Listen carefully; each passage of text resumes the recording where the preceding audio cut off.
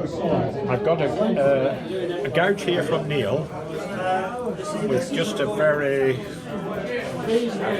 sharp but blunt profile. I'm going to bring the profile down to create more of a fingernail end to the tool. Make it easier for them. I've set the gouge up at the distance. This is my stop. This rests against here.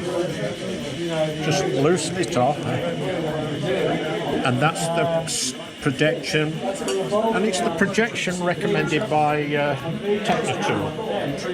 Then I loop down the front and I try to get the groove in the gouge. It's perfectly square. So I've set this up now.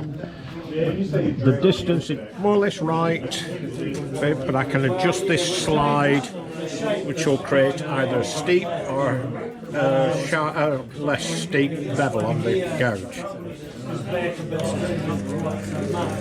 I generally start on the side of the gouge.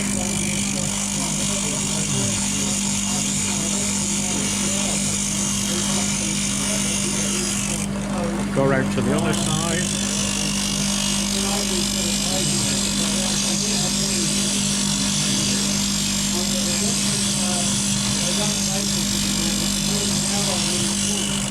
Roll around, come around the other side again.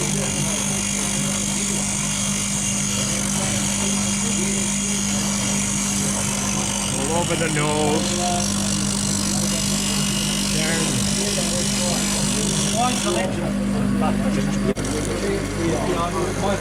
So on the side of the bevel, creating this fingernail profile.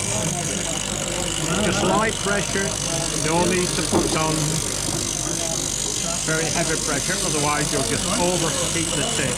And just gently roll it round from one side to the other, minimal pressure. That takes up. There is what you call the typical fingernail bride.